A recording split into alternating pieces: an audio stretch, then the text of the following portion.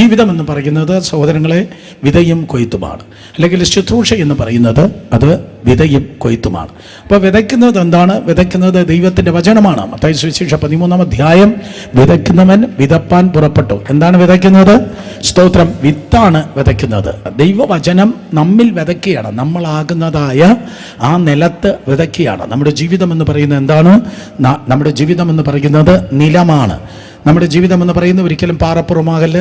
നമ്മുടെ ജീവിതം എന്ന് പറയുന്നത് ഒരിക്കലും വഴിയരികനാകല്, ഒരിക്കലും മുള്ളിനിടയിലാകല്. പകരം ദൈവകൃപയാൽ ഫലപ്രദമായ അല്ലെങ്കിൽ ഫലഭൂയിഷ്ടമായ ഒരു നിലമാകണം.